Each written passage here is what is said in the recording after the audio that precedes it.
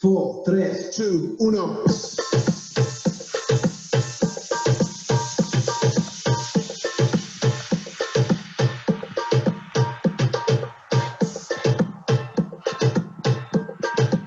Olivia, welcome. I'm Mike.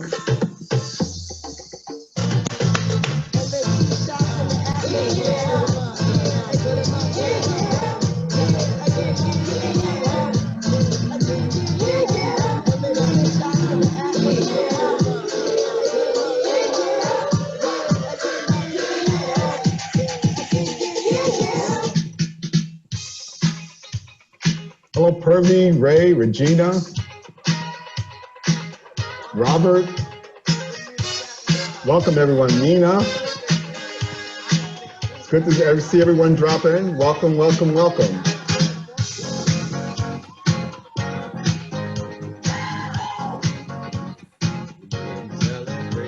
Hello, Phil and Phyllis.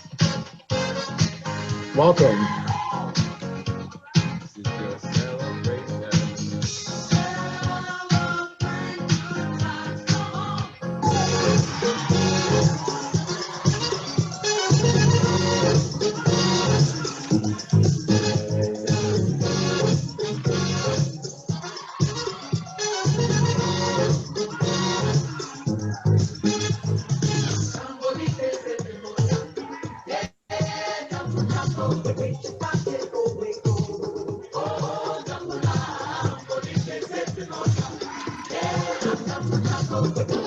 Everybody's got a business, and I've got one too. You can't mind your business. What's the matter with you? Nobody's business. Nobody's business. Nobody's business but my own. Nobody's business. Nobody's business. Nobody's business but my own. Welcome, everyone. We both know we're birds of a feather. Let's go into business together. We can start a business of our own. We both know we're birds of a feather. Let's go into business together. We can start a business of our own. Nobody's business. Nobody's business. Nobody's business but my own. Nobody's business. Thank you, everyone. I hope you have a great event this afternoon and learn and be inspired to keep moving on. I'm a small business owner here in the Mission District. Once again, my name is DJ Lamont, broadcasting live from my studio, Fingersnaps Media Arts. I'd like to welcome the President and CEO of Pacific Community Ventures, Bulba Gupta. Welcome. Thank you so much, DJ Lamont. That was such a fun and inspirational way to start off our day. God, I think I really needed that. As a working mom, homeschooling 2 kids, literally threw lunch at them outside the door. Starting off with an inspirational point like that was really, really lovely.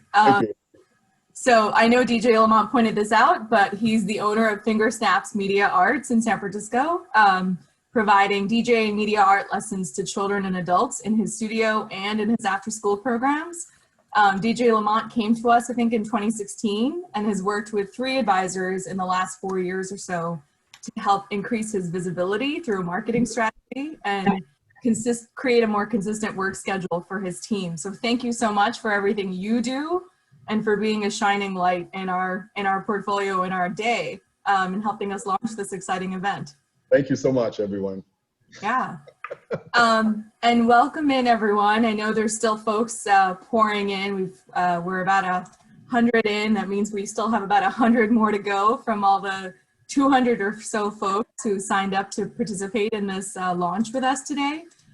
So thanks for taking the time out from wherever you are in the country and in your day today.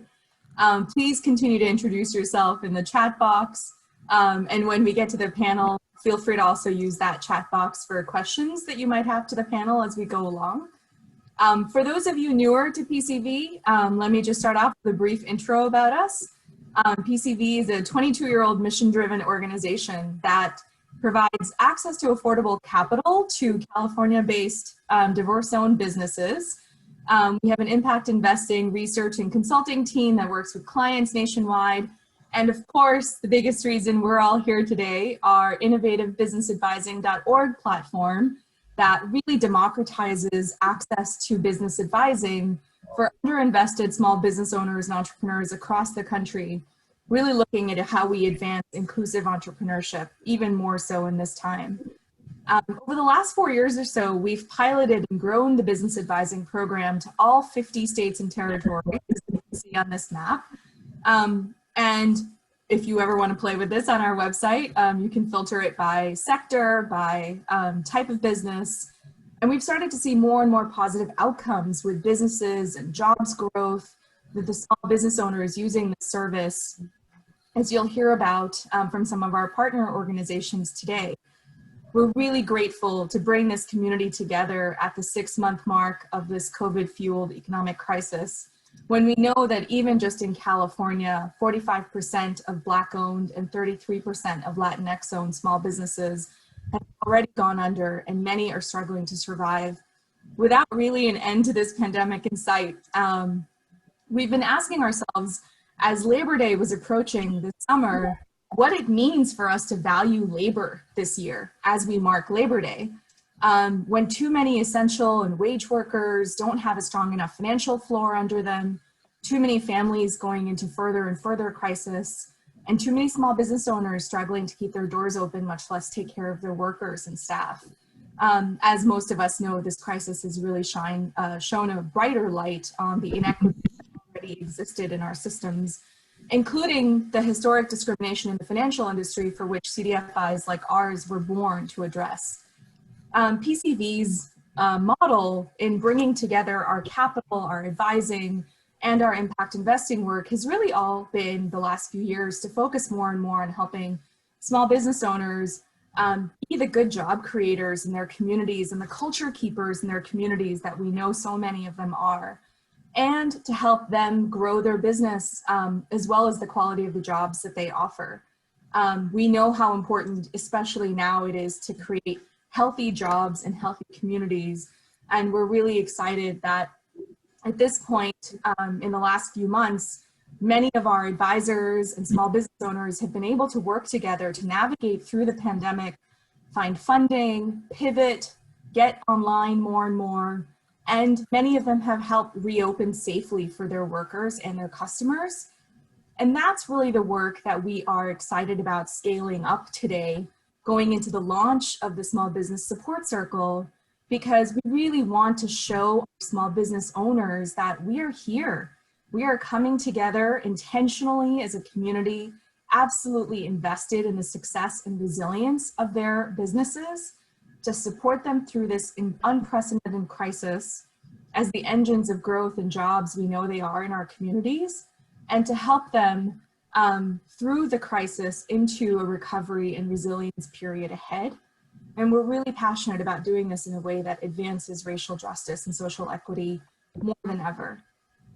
You'll see that as we bring the circle together, we're doing this by both raising sponsorships for the advising platform, such as the way that Kaiser Permanente has joined us to really allow us to ramp up our supply of advisors, offer it to more and more partner organizations, such as many of the others on the call today, nationwide. We also do this by partnering with organizations like ICIC, EBALDC, who you see represented in the panel today, and other Black and Brown-led organizations like 1863 Ventures, Hope Credit Union, LISC, Justine Peterson, C-Note, San Francisco New Deal, and so many others, to be able to offer this service pro bono to the new majority-owned small businesses throughout their communities, their supply chains, their portfolios, and really help to solve for some of the advising gap that we know underserved entrepreneurs often experience.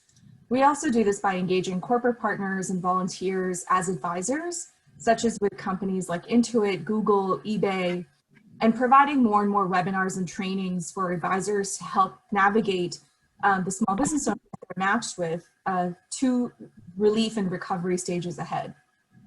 So thank you again for the partners who've believed in our vision and have really helped us launch and anchor the circle.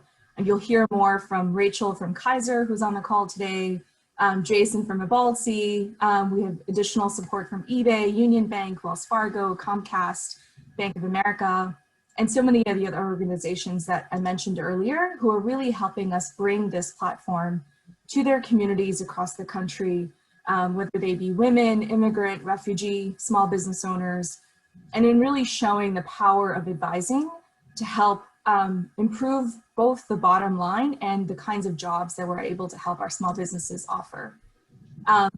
What it means to be in the circle is, join us, whether you want to provide this to your own community of BIPOC entrepreneurs, whether you want to support us with more advisors and engaging your employee programs, or whether you're an individual small business owner and you want to bring this to your own business or your community of entrepreneurs. Please reach out. We'll have more contact information towards the end, but obviously feel free to ping us in the chat box too if you're interested. And last but not least, it is my honor to introduce you and hand you over to Natalia Carrasco, our absolutely fearless leader of PCV's business advising program the last couple of years, who brings her big heart and her big smile to work every single day, and often her baby daughter, and is really passionate about using tech for good to build and serve this community. I'm really excited to partner with her and her team. So welcome in, and I'll turn it over to Natalia. Awesome. Thank you so much for such a kind introduction, Bull, and thank you to everyone who's here and this super important moment for us. I am very excited to introduce you to our panel speakers today because they represent what the circle is all about. We've been talking about how the circle is about bringing together different organizations and people invested in the success and the resilience of small business owners. So that may be by creating a small business and creating jobs through it, supporting initiatives like this, or being a nonprofit helping small business stay afloat in different ways. So all of us here in this panel are kind of like a snapshot of these communities. And so I'd like to welcome, it's now my honor to welcome our amazing panel. We have Rachel Myers, who is Economic Opportunity and Impact Investment National Lead at our anchor partner organization, Kaiser Permanente. We've been working for over a year now, shaping this, so it's very exciting. We also have Lila Owens, who's owner of Cupcakin Bake Shop, in my opinion, best cupcakes of the East Bay, who, in addition to being a role model small business owner and employer in terms of work ethic, tenacity, she's also a great representative of the community that PCV serves through our lending program, our business advising program, but also through our Good Jobs, Good Business initiative. So we're very thankful to have Lila today with us. We also have Kenny Liu, owner of the Realest Group based out of LA. The Realest Group is a commercial real estate brokerage company, and he joined in May of last year to join business advising so that he could get some support with his financial advising and scaling his business. With help of his advisors, he's weathered the storm, even though he's working with events. I'll let him tell you more about that. We also have Jason Vargas from EBALDC, as Executive Vice President of the East Bay Asian Local Development Corporation. He's one of our local Oakland partners, through which we're very excited to be supporting his community of small business tenants as part of his bigger picture crisis relief strategy. So we're very excited to have you with us, Jason. We also have Jande Tolbert, who is lead business partner for HR planning and delivering at Target. Jande is one of our amazing volunteer advisors who make it all happen.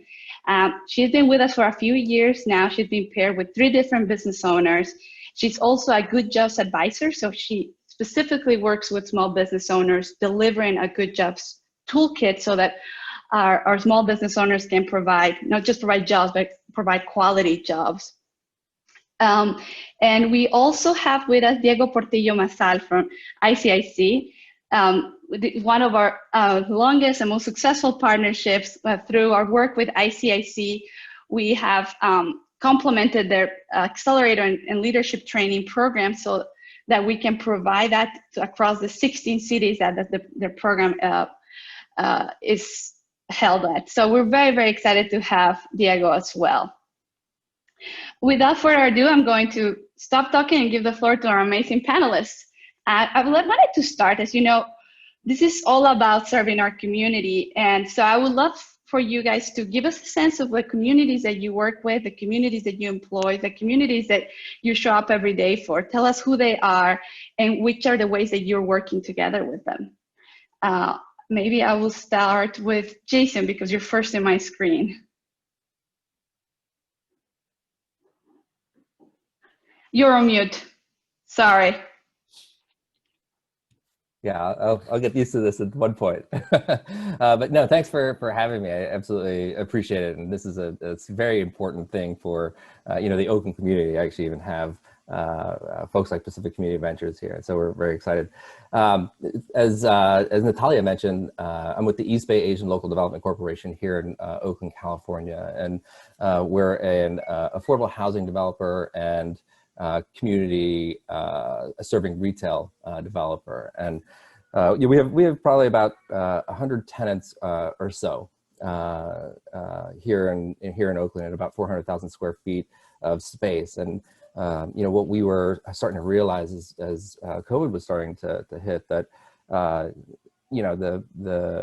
this pandemic has really disproportionately affected small businesses and minority owned small businesses. The businesses that we have in our facilities are about 70% minority owned, and so we're seeing those daily ramifications of COVID. And so we're super excited to have even met Pacific Community Ventures and the excellent leadership over there, as well as some of the different business advisors. And we did form a partnership, an amazing partnership, and with them to join the business circle. And we are slowly ramping up.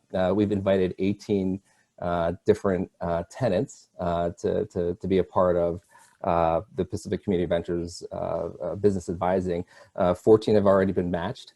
And one interesting thing also is that we do have several monolingual entrepreneurs and business owners. And it's amazing that Pacific Community Ventures was able to accommodate for that.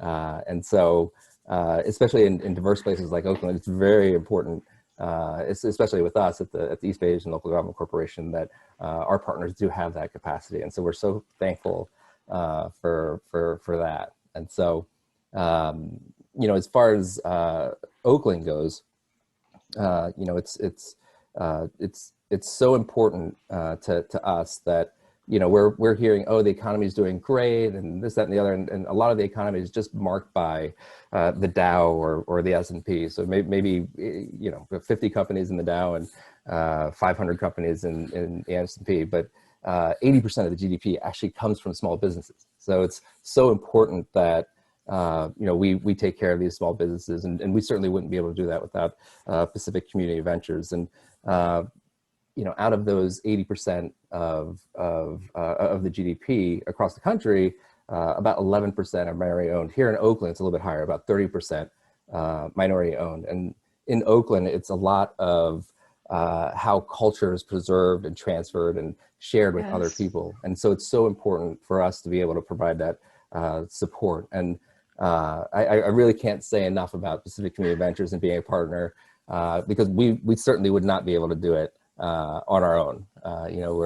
We fancy ourselves as great finance people, but we are real estate development, neighborhood services, and finance. And so it's amazing to have partners like Pacific Community Ventures. Thank you so much, Jason. I really appreciate that. Rachel, I'd love for you to go next, please. Hi, everybody, and thanks for having us. We're so honored to be a part of this community and to have these partners. And actually, EBALDC and ICIC and ICIC are really significant and long-term partners of ours as well. So we really do feel like we're a part of this community in many different ways. Kaiser Permanente, we're the nation's largest integrated health system, and our mission is to provide high quality, affordable healthcare services and to improve the health of our members and communities, right? So why do we care about small business? Well, I mean, small businesses, we just heard from Jason, are significant contributors to the GDP. You know, businesses provide, many Americans receive their healthcare from their employer, and just fundamentally, you know, economic security, financial security is a core driver of people's health and whether they are healthy, whether they're able to keep themselves healthy and their families healthy. And so taking care of, you know, and contributing in multiple ways to the economic stability and to thriving economies in the places where we provide healthcare and coverage is really fundamental and growing more fundamental by the day for us. So we operate in large cities across the country mostly. We are in communities like Oakland, Baltimore, Atlanta, LA, Honolulu, Denver, Seattle, places like Fresno and Bakersfield, San Bernardino. So we, our communities are facing what all cities across America are facing, you know, high and growing rates of homelessness, housing instability, food insecurity, income inequality, racism, police brutality, and we are our community. You know, our members who receive care from us, they are coming from all of those places when they come to us, and they can't manage their diabetes or their asthma if they're too worried about things like that. So for us, it's all connected, and so we see this partnership with PCV and the ability to work with entrepreneurs and support them as, yeah, absolutely fundamental to supporting healthy communities in the places where we provide care and coverage. Thank you, Rachel. Diego, would you like to go next? Sure. So I'm Diego Portillo Masal, and I lead the Inner City Capital Connections program at the Initiative for a Competitive Inner City. So that's a whole lot of I's and a lot of C's and a whole lot of confusion. But we do a ton of work across the country in working with small business owners. We do capacity building, education, coaching, connections, and the connections, the networking. That's a huge part of what we do. And this year we'll be in 17 cities across the country. Kaiser Permanente is our main sponsor on 10 of those cohorts. My team is literally hosting a session right now in Baltimore with 85 small business owners. And this has been traditionally our work, is to work in underserved communities.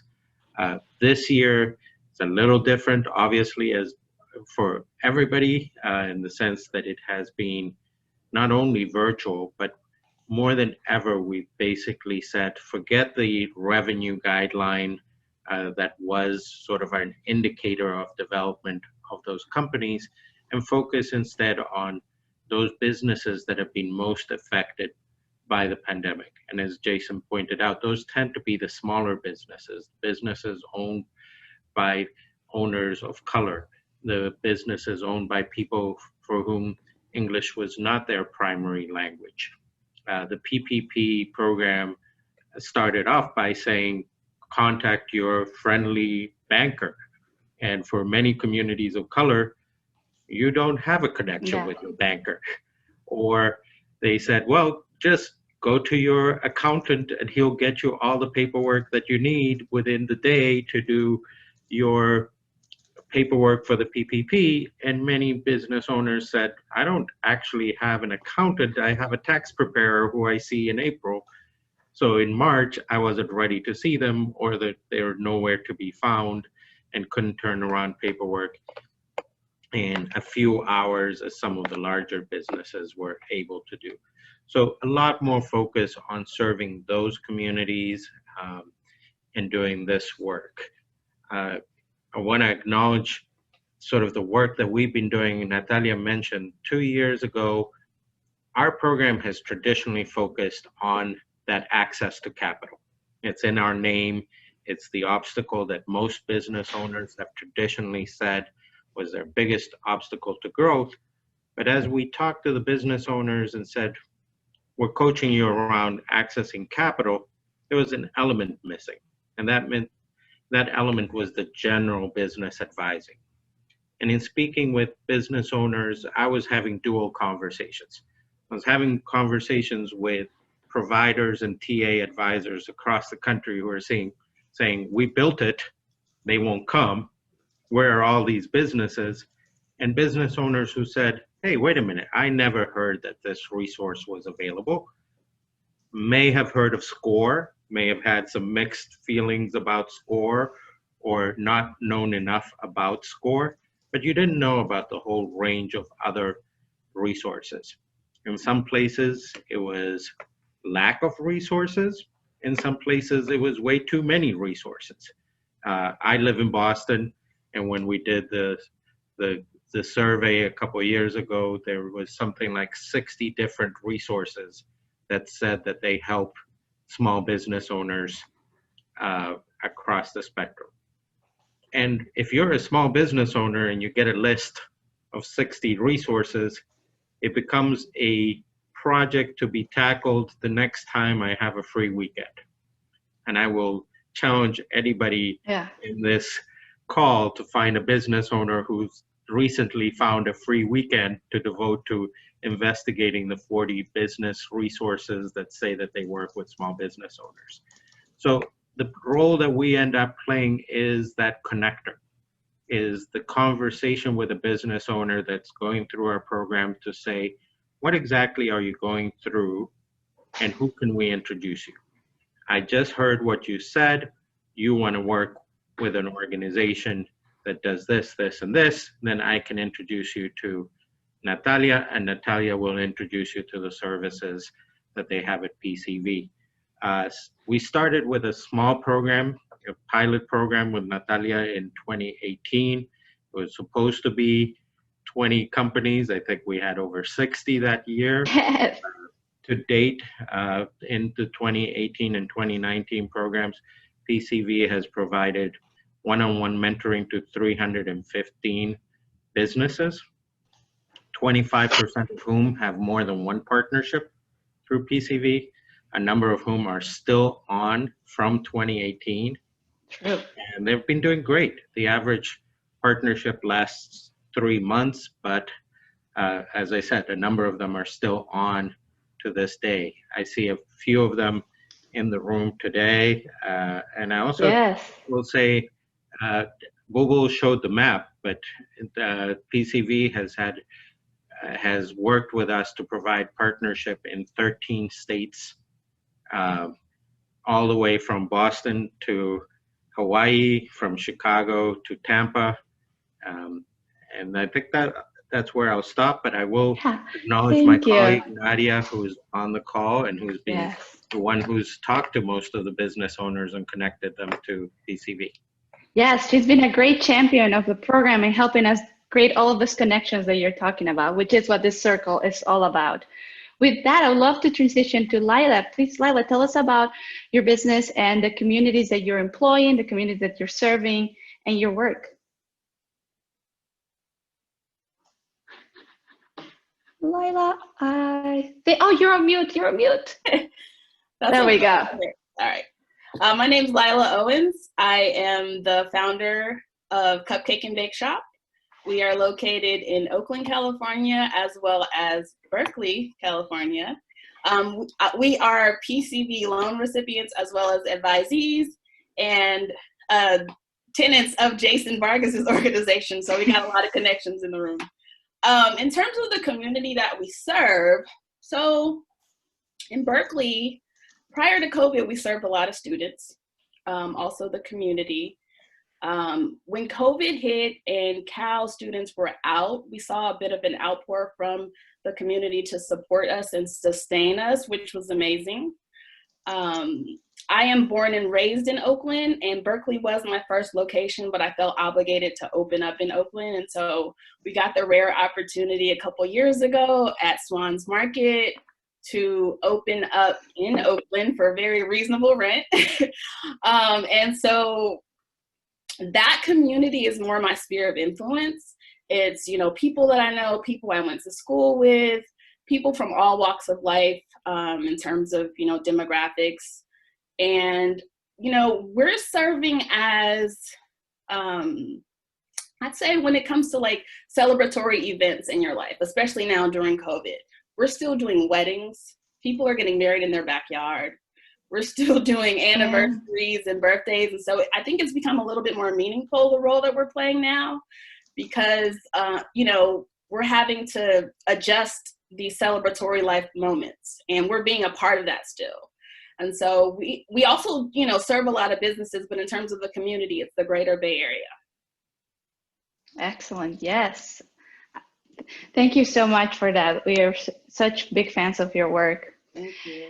With that, I'd love to transition to Jande. Jande is one of our amazing advisors that actually help us deliver our actual program. So Jande, I'd love to hear a little bit more about your experience and the different business owners that you've worked with and the communities that you've helped us reach. Yeah, for sure. Thank you. So I, as Natalia said, I am an HR business partner for Target Corporation, and I support HR leaders who support our store team members.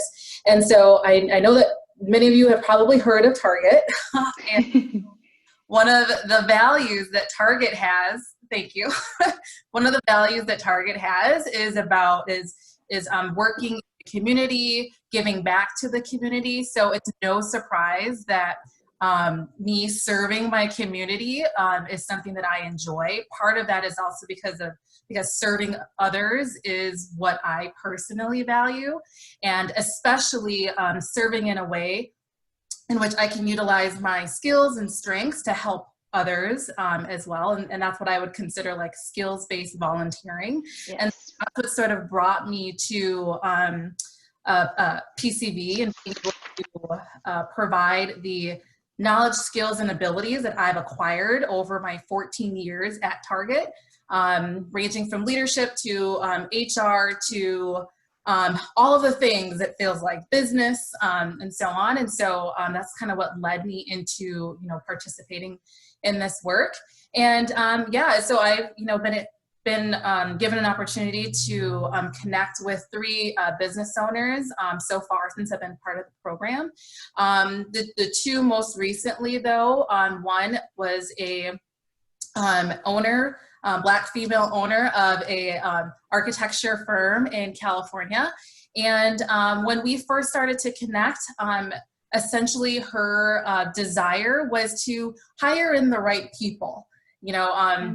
One of the things that she wanted to do was to really grow her business, but she wanted to make sure that the people that she was hiring and bringing in were the right people. And so we had a conversation about what does the right person actually mean, right? Let's get clear about that. But then also what she also needed to do and understand too is be really specific about the kind of talent that she actually needed to do what particular job. And so we talked a lot about what does onboarding look like, what does training look like, but most importantly, if you're going to recruit the right people, what does your job description look like? Are you clear about what it is that that person is going to be doing? And so so that there isn't any confusion on a candidate's part when they come into your business. And so we talked a lot about knowledge, skills, and abilities. We recreated her job descriptions to sort of help recruit and hire the right people.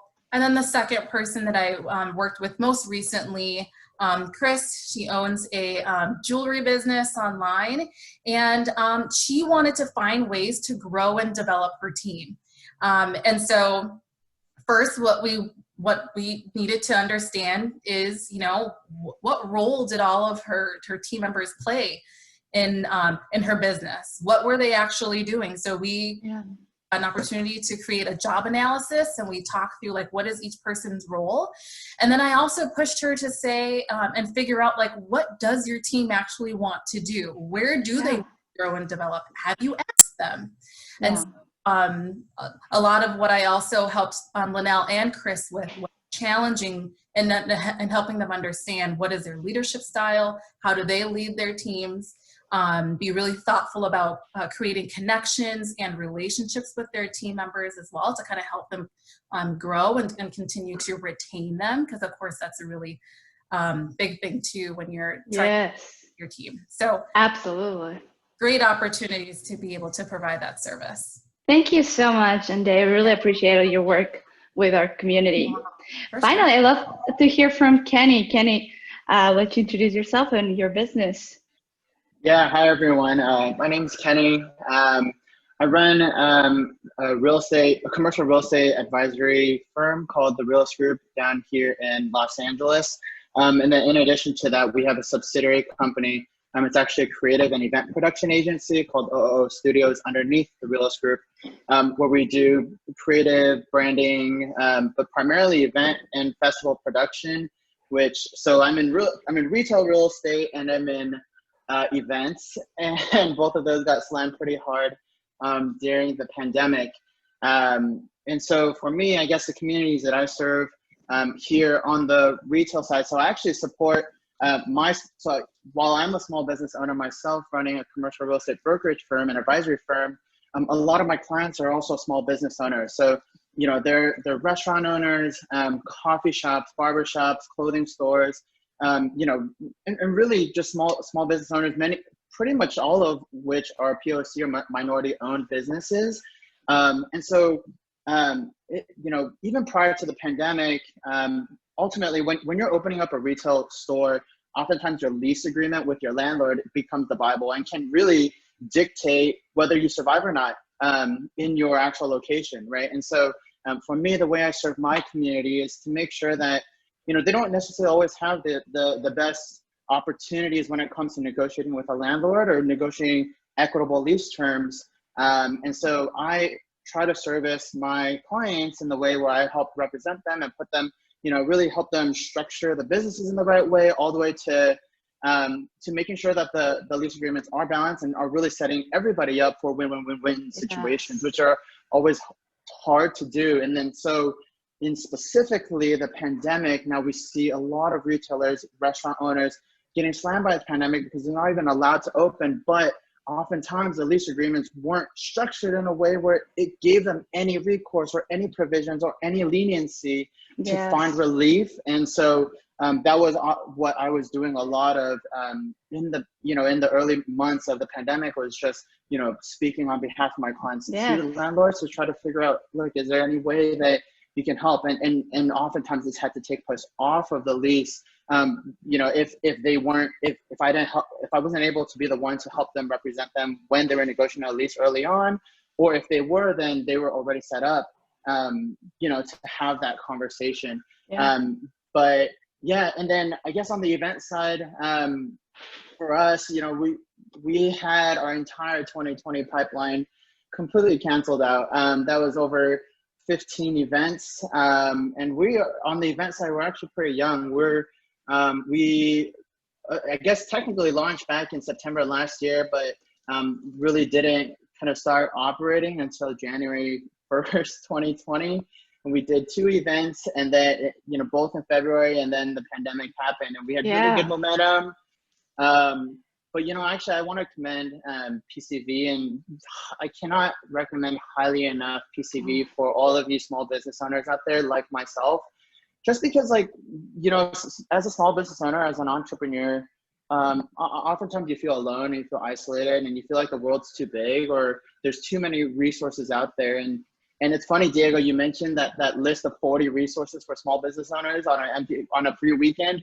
Literally, when the pandemic first hit, I was so almost like shocked and didn't know what to do with both of my businesses that I did take, you know, a couple of days and filter through 40 plus resources, and PCV was one of the first ones that I reached out to and became a huge help for me. And so on the event side, it took us a minute to figure out our pivot, but eventually what we did was we were able to take these in real life events and go digital with it, primarily in the food space. And so we're known for food festivals, but sorry, I'm talking too long, but no, Kenny, actually, I'm sorry.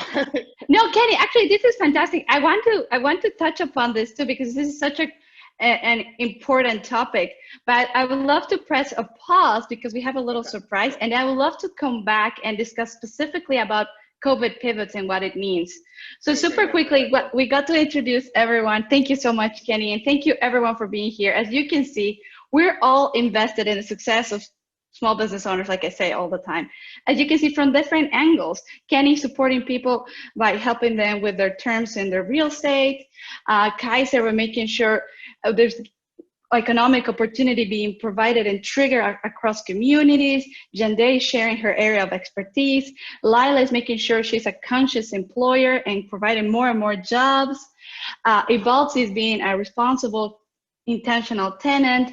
ICIC is providing training. So we all care, and we're all invested in different ways. So this circle is about just joining forces and making sure we can all propel each other's impact. So I wanted to press pause because we have a little surprise for you. We're going to come back to our panel, but we're going to take a 3-minute break where I'm going to invite Adesina Cash, owner of Hotspot Yoga.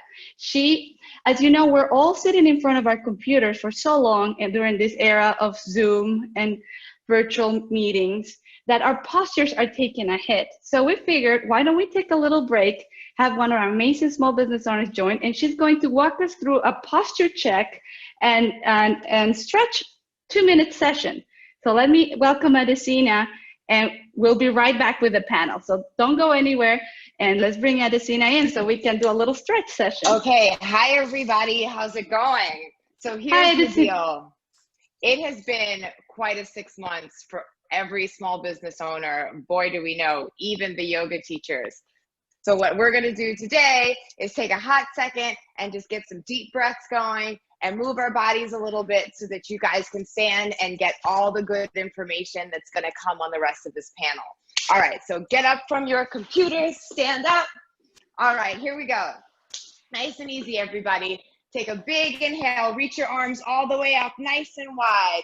Reach your fingertips up in the air. Look up at your fingers and wiggle your fingers. And then wiggle your hips a little bit, just move it around. All right, now get still. Look up one more time, take a big inhale. And as you exhale, just bend your elbows and take a little back bend, open your heart. And in this back bend, just take a few moments to release. It's been so challenging. It's been so hard to take deep breaths, but just let go for this moment. Take a big inhale, and then as you exhale, straighten your arms and spread your wingspan even wider. Because we know together our reach is infinite. Big breath in here, and everybody open mouth, exhale together. All right, inhale, reach your arms up, and then relax your arms by your side. Okay, cool. Let's keep moving. We're gonna get into the legs. So let's step your feet nice and wide. I'd say probably a little bit wider than your hips. Okay, cool. Now we're gonna bend the knees a little bit and straighten the legs, yeah? Bend the knees a little bit, straighten the legs. Sort of kind of pump the well, if you will. Okay, now let's get the arms involved. Inhale, reach your arms up. Exhale, bend your knees, swing your arms behind you. Good, inhale, reach your arms up. Exhale, bend your knees, swing your arms behind you. Last time, inhale, arms up. Exhale, bend your knees, swing your arms behind you. All right, good job. Now let's bring the feet right underneath the hips. Okay, we're gonna get a little side body action. So inhale, reach both arms up. And then you're gonna let the right arm go down by your side and the left arm reaches up and over. Good, just keep reaching, keep stretching. Chin away from the chest. And then come back up, both arms up. Okay, left arm down, right arm reaches up and over. Breathe it in, breathe it out. Great, come on up. Little hip stretch and then we're done. We're going to bend the left leg behind you. Take your left hand, grab the foot. Yeah, okay, both knees together. All right, take a nice big inhale, reach your right arm up, and then just kick a little bit. See what happens. Lift the left foot up in the air, pull your left hip forward, and then relax. Both arms down, both feet down. Shake it out. Okay, last side, and then I'm gonna let you guys go. Here we go. Right hand, right foot. Reach the arm up, bend the knee, get your balance, and then kick a little bit, release through the hips. Breathe it in, and then both feet down, both arms down. Okay, all right. Last thing before I go, you guys, no one ever said this was going to be easy, but we all know it is so worth it, and we all need everything you guys are doing. So please rest, breathe, and remember, it's okay, we're gonna make it through together. Okay. Thank you so much, Adesina. Thank you. I've got a 2-year-old inside, so I've got to run. Okay. Thank you, Adesina. Take care. That was great. So welcome back, everyone. We're back to our panel. want to thank Adesina of Hotspot Yoga Studios here in Oakland. And I would love to go back to Kenny and restart our panel. I would love to hear a little bit about, we all had to rethink everything as the COVID crisis hit. So we'd love to hear a little bit more about how you pivoted and how you came forward with your business during this time.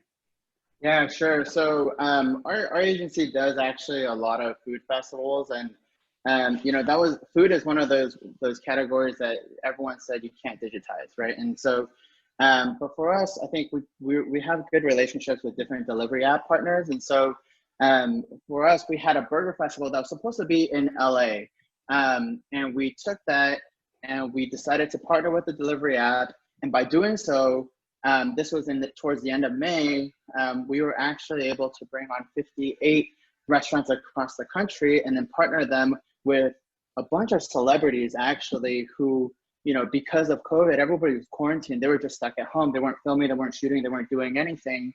And ultimately drive 100% of the sales. So promote the event and then drive a bunch of sales to these restaurants. And you know, who are all struggling. They got to keep 100% of their sales. It was really just for the restaurants. And then in doing so, also creating like kind of like this digital experience or activation where we were promoting digital content and we were raising funds for Frontline Foods, which is a great charity. You should take a look at them. They, you know, buy food from restaurants at retail price and then donate them to frontline workers.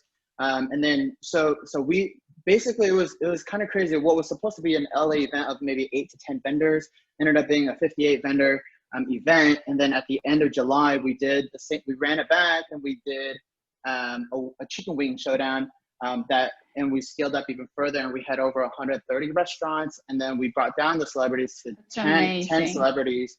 So that was our kind of big pivot. And yeah, you know, I would say like for me as a, you know, in the pandemic, it was really hard mentally to kind of like figure out this pressure. I'm a new dad as well. I have an 8-month-old daughter right now. Congratulations. So you know, she only knows the inside of our house, you know, but I think I'm the only human in the world. I think that's probably a good thing. But, you know, I think just having an advisor, be my advisor, he's truly the best. His name's Bill. And he was just even on a personal side, like he was such a invaluable, like, sounding board for me to just process and kind of work through all of the different pressures and stress of trying to just navigate and try to figure out what do I do right now. And I just, you know, can't shout him out enough. And actually also thanks to him, he also encouraged me to go from my brokerage business and start kind of going into real estate investment. And so he encouraged me to buy the cheapest thing on the market, the tiniest little janky building. And I'm happy to say at the beginning of August, we closed escrow on that first building, and I'm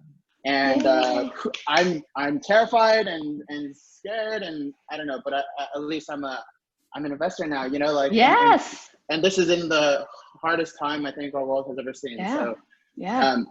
Congratulations. You know, I can't thank Phil enough. So thank you guys all, and highly encourage PCV for anyone who doesn't have a business advisor right now. Okay, thank you so much. Yes. When's the next one? Actually, it's it's October 2nd to 4th. We're doing a drive-in theater out here in LA, in Chinatown, and everybody stays in their cars, and DoorDash is our partner, and so people order from their parking space, and then people bus food to them. So it is going to be in real life. It's not just digital only. So we'll see how that goes. But thank you all for the support and the warm welcome. Yeah, thank you, Kenny. And please share the link with information. We can share it with our community as we follow up with everyone. Yeah, definitely will do so in the chat box. Yeah, that's such a great story for innovation out of a crisis like this. Exactly. Sharing that, Kenny. Yeah, thank you guys so much. They said that biggest innovations come out of necessity. So this is one of those examples of the great things that great people like you are going to bring out of this crisis. I'd love to change gears a little bit now. And we've talked a little bit about how we want to rebuild our economy in a better and more inclusive way, making entrepreneurship a more inclusive endeavor. So where we can make sure that the economy can now serve as a driver for actual social good. and advance racial equity, which is so, so important.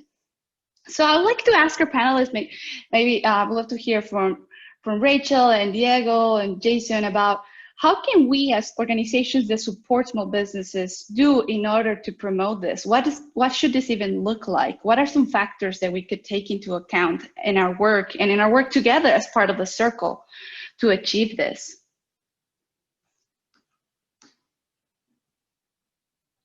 You want me to start, Natalia? Sure, please.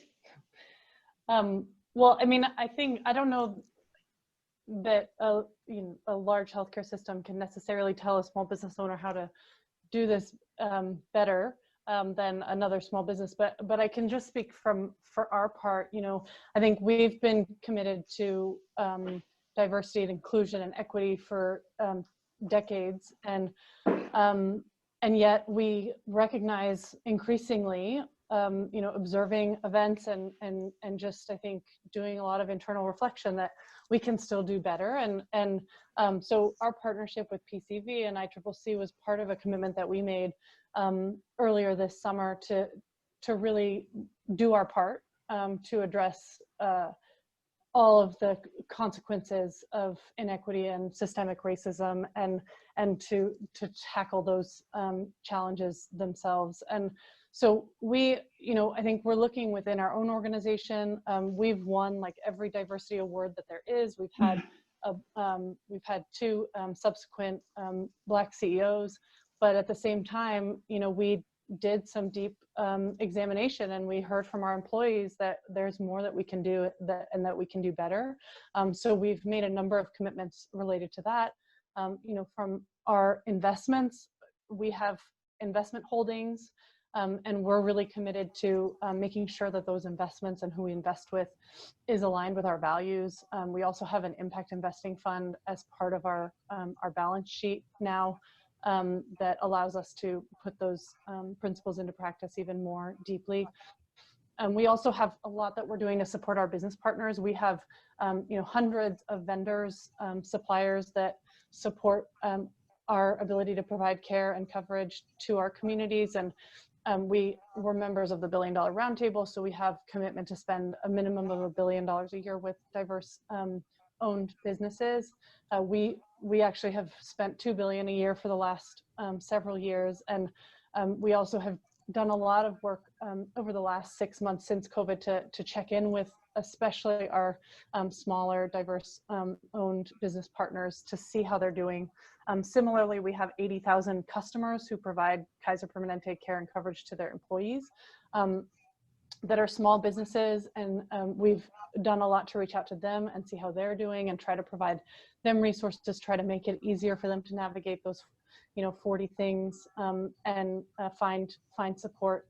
And then we have this partnership that we've made to partner with organizations in our communities. Both we have a focus on serving small businesses and entrepreneurs of color, but then also a focus on supporting nonprofits that drive action against systems that promote racism and create trauma in our communities. So we're trying to tackle this from all sides. I think, even as a small business owner, you are an employer, you are a community member, you probably purchase goods and services from different entities, and all those choices can be intentional and can create more wealth in your communities. And so we're trying to examine that from both an equity perspective and from a wealth creation perspective in how we run and operate our organization. Thank you, Rachel. I really appreciate that. Jason, what would you add to this? Yeah, no, absolutely. I would add edification and localization. I do think those are two very, very big things. Our cities are a lot different. The edification piece is around.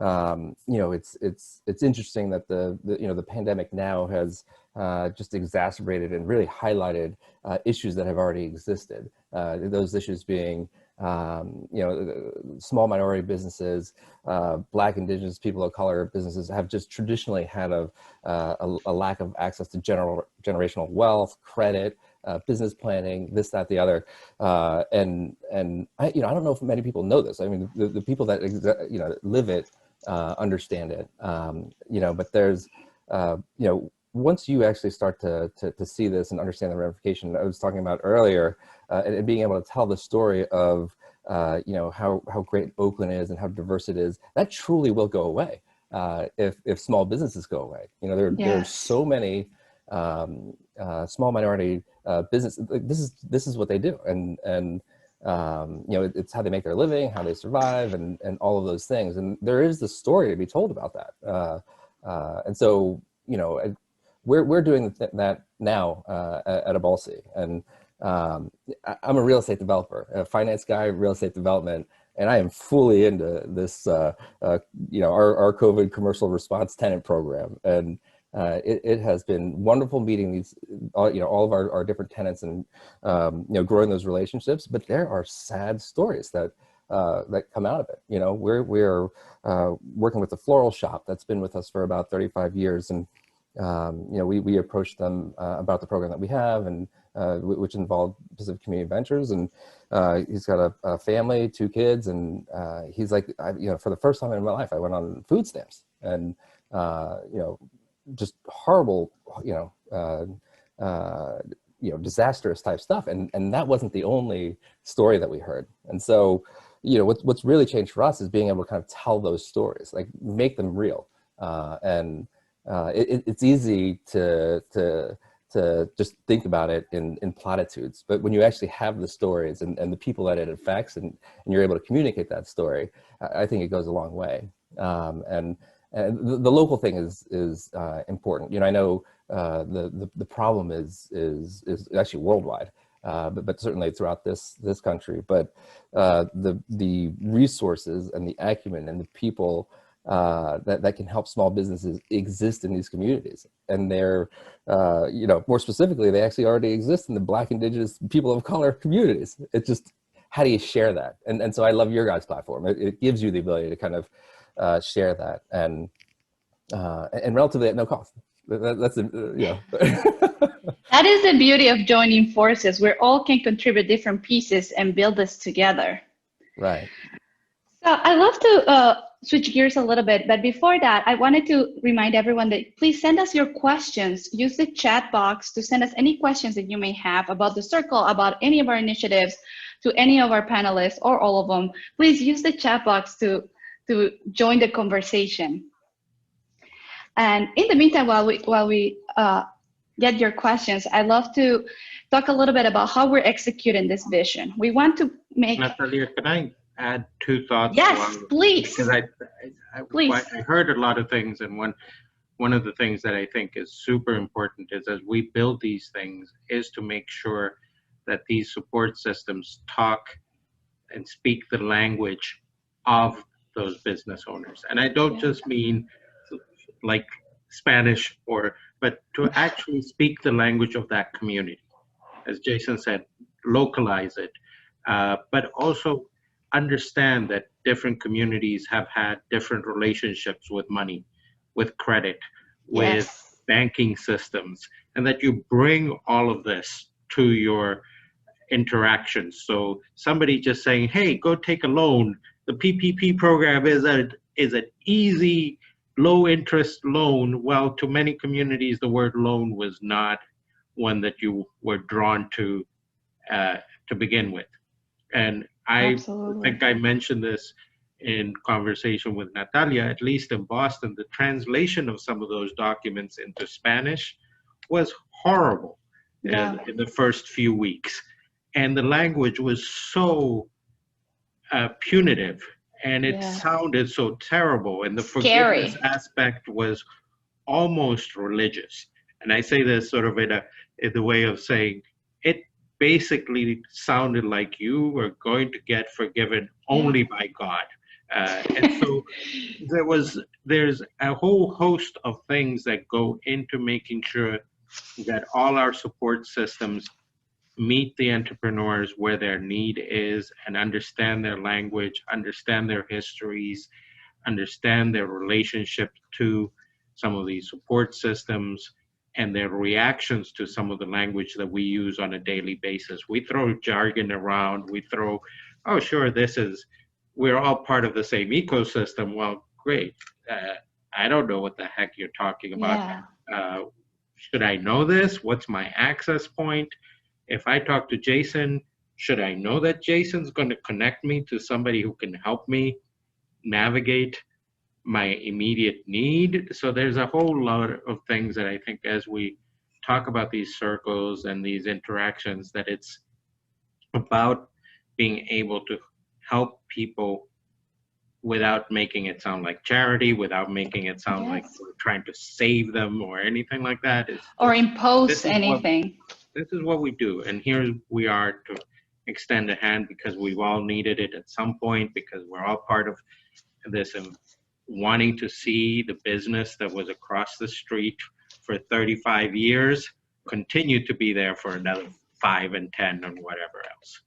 Absolutely. No, I absolutely, thank you so much for adding that. I was just going to say about how they were going about executing this vision, and it's by building this network of referral partners. We've realized that there's so many people we can help through, for example, our business advising program, but we can't reach them one by one. That's not an effective way to do that. So we're building a network of referral partners like ICIC, like Hope Credit Union, like Justin Peterson, Reinvestment Corporation, who are already providing a service to small business owners, and where we're going to come in and complement. So I just wanted to quickly ask you, Diego, what do you think have been some of the tangible benefits your community of small business owners, especially small business owners of color, have gained from accessing the platform? I think from the very get-go is this sense, I think Kenny alluded to it, that you're no longer alone. For a lot of business owners, entrepreneurship is a lonely business. And one of the biggest pet peeves of mine is this myth of fake it until you make it. So business owners are all walking around like everything's okay and having nobody to tell, hey, I'm having a real problem. And having an accountability partner, having somebody you can be really honest with and say, let me give you a peek behind the curtain. Here's what I need, is the biggest thing. And having somebody who can say, I don't know the answer, but I can find it. And I have that network. I can get you somebody who knows QuickBooks. I can get you the person who can help you find the 3 points of knowledge inside your QuickBooks that you need on a daily basis. Or you don't need to understand all of marketing because you make the best cupcakes in Oakland, but you're not a marketing guru.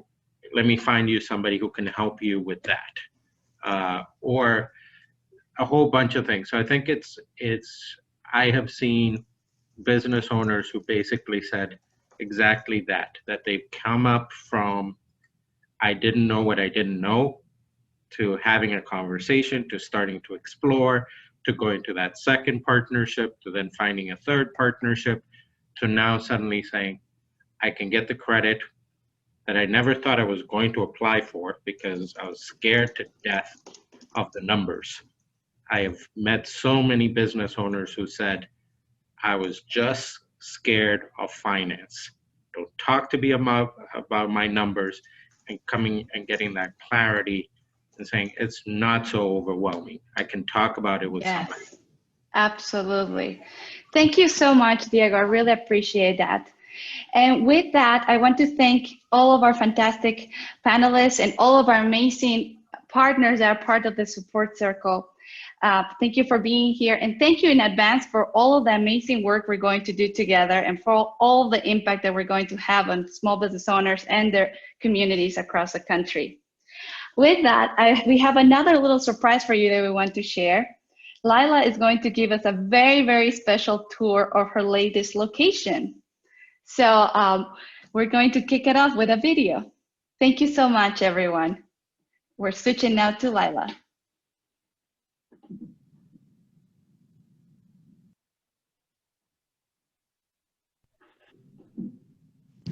After 84 years of owning the Virginia bakery, the Erdmans decided to retire. With the infrastructure already in place, I decided to take over this bakery. It was all smiles in the beginning as I had no idea of the huge undertaking I just acquired. It took months to get architectural plans approved. As you can see, I quite work on my hands.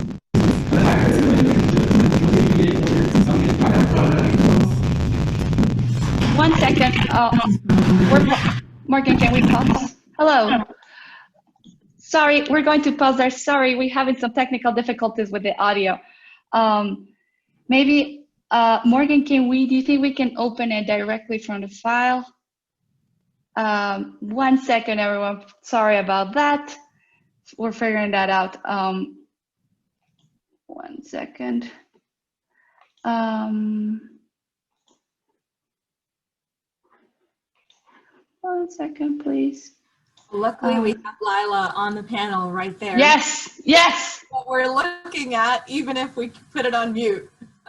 Yes. So Lila, why don't you tell us about the story while we figure out the audio? Tell us the setup. So the video is basically walking through a 2-year project of renovating a very old bakery located here in Berkeley. It was an institution, a landmark for many people. And it was important to people that this remained a bakery. So Cupcakin Bake Shop got the lease on this in 2018, and we're just finishing it up now. I was under the false impression that because it was previously a bakery that it would be an easy build out, but there were so many things that weren't grandfathered in when we got our permits. And so we had to kind of start almost from scratch. So the video will walk you through the beginning when I acquired the lease. It's a very short video, and it'll walk you through present day. And then if for some reason you can't get it up, I can see if I can share my screen. Perfect. Let me try it on this side. Or we're trying one more time. After 84 years in the Virginia bakery, the Erdmans decided to retire. With the infrastructure already in place, I decided to take over this bakery. It was all smiles in the beginning as I had no idea of the huge undertaking I had just acquired. It took months, but we got architectural plans approved. As you can see, we had quite a bit of work on our hands. So this is the Virginia bakery. This is the work that I have to do. See this? How easy it is. Look at the floor. Look at the walls. Look. This is project number 3. Is there? Above these, it's all open. Like, I have like 4 feet. Yeah, but it only goes over to. Do you see any vent penetration? Here is the final before photo. And this is once the walls are complete and the painting is done.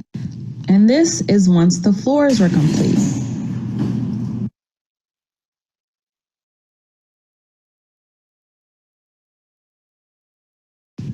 We even decided to give the old mixers a nice facelift.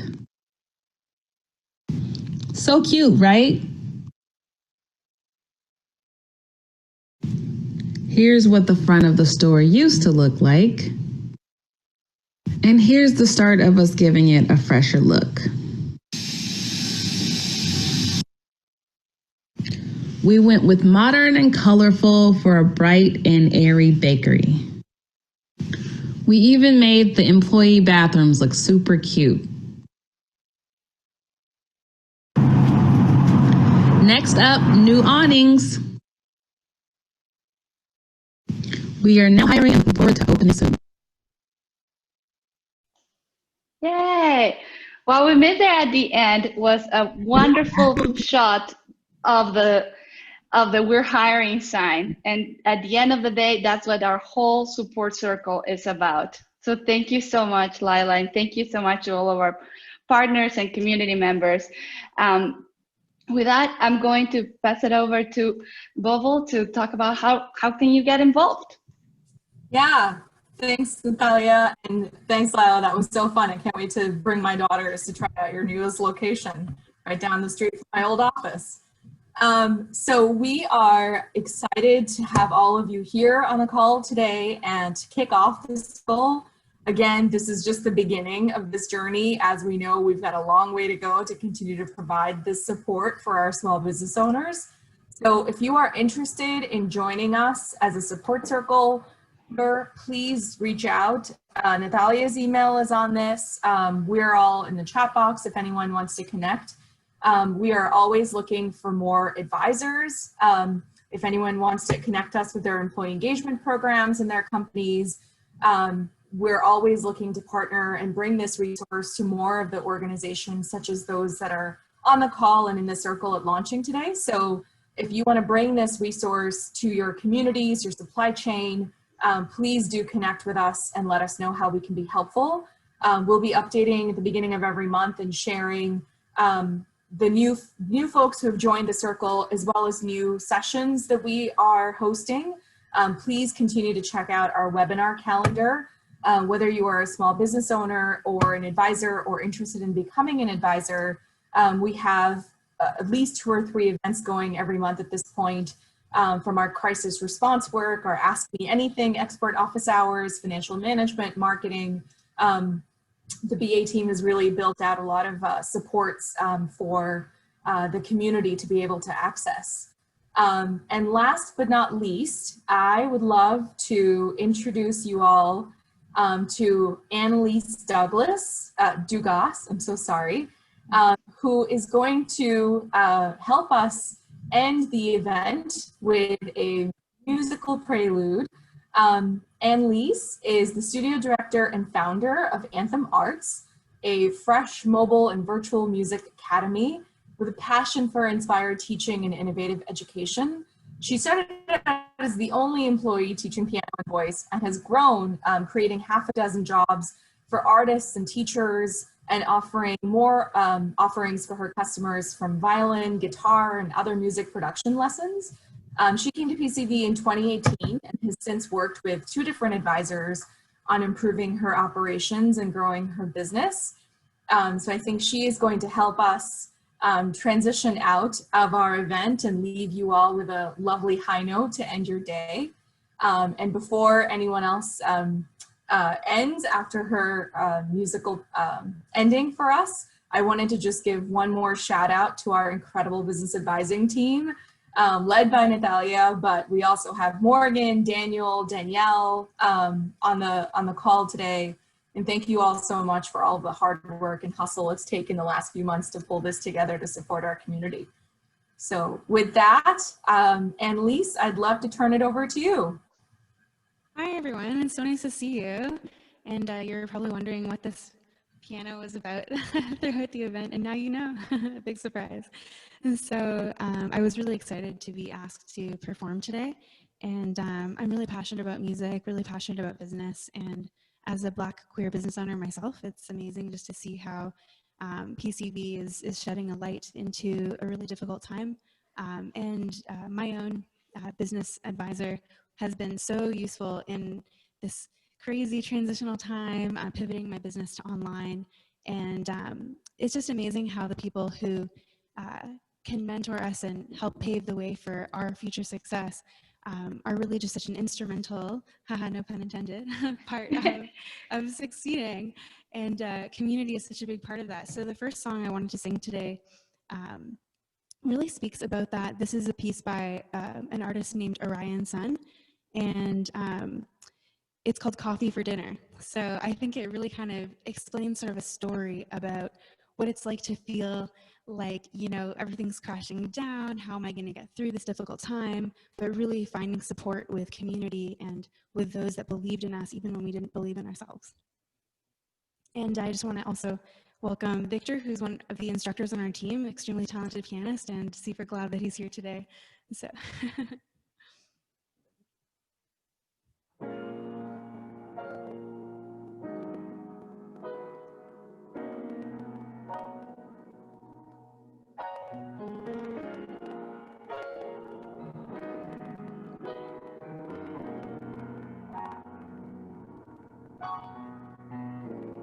Slept in your bed when I had no place to go.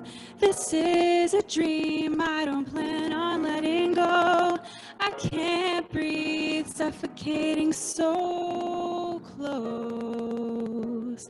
Just hope you remember, I hope you remember that late night in winter when you saw a winner but I felt like a loser. Coffee for dinner kept me warm in the cold, made me stronger on my own. No, often trying to see you often, call you when I'm off, then working till the morning, giving up so easy. I think about it often, working 2 jobs till I finally got a win, crossing state lines, wishing I could feel something. I can't breathe, suffocating so close. Just hope you remember, I hope you remember that late night in winter when you saw a winner, but I felt like a loser. Coffee for dinner kept me warm in the cold, but I never was alone. No, often trying to see you often, call you when I'm off, then working till the morning, giving up so easy. I think about it often, I think about you often, trying to see you often, working till the morning, giving up so easy. I think about it often, I think about you often.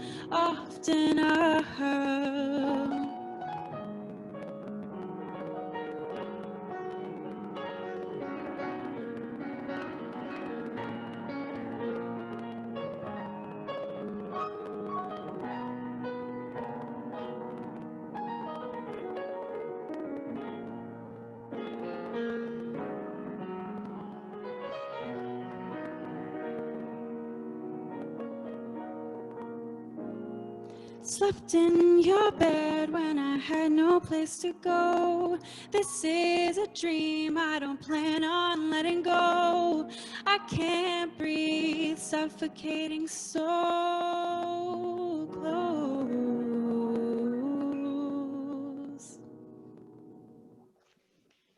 Thank you. Bravo. Thank you so much. It's amazing. I wish we could hear everyone in the event clapping. The webinar settings don't let us. So on their behalf. Thank you so much. I can feel the clapping. So, yes. I know it's there. So actually, this is really special because I started teaching right here, and it's amazing how now we're all over in people's homes virtually and also in person. So it's kind of cool that it's very personal. You get to see this as well. So our second song, give me 1 second, is a bit of a throwback here, and I'm sure you'll recognize it. You Gotta Be. I think this is actually some good business advice. So from Desiree. So I think it's pretty relevant in this setting too, just to remind everyone, just stay calm and use all the things you know in a difficult time to get through it.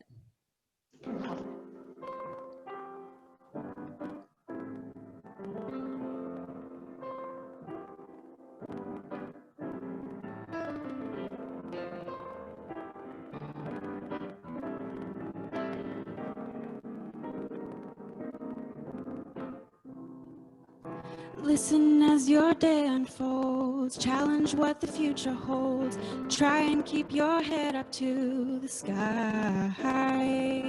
Lovers, they may cause you tears, go ahead, release your fears, stand up and be counted, don't be afraid to cry.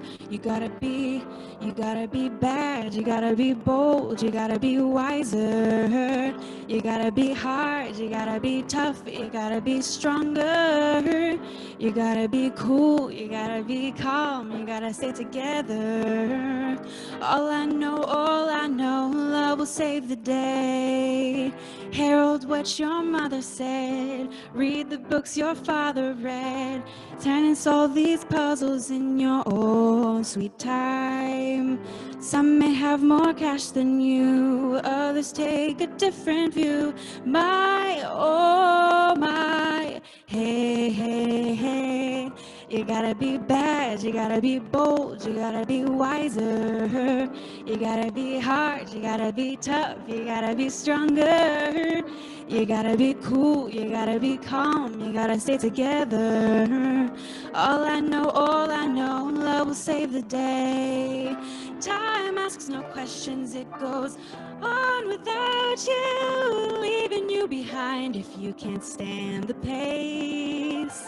The world keeps on spinning, can't stop it if you try to, even when danger's staring you in the face.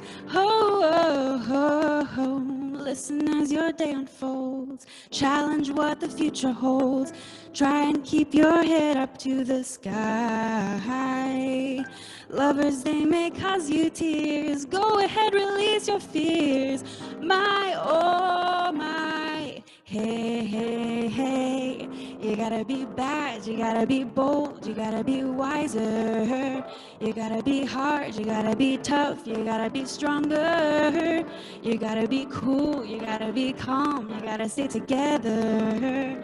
All I know, love will save the day. Got to be wiser.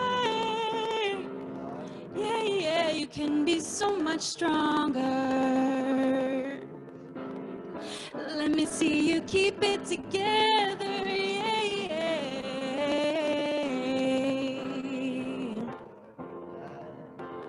You can be stronger. Keep it together.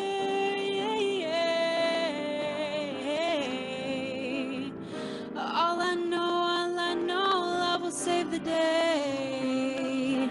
All I know, love will save the day.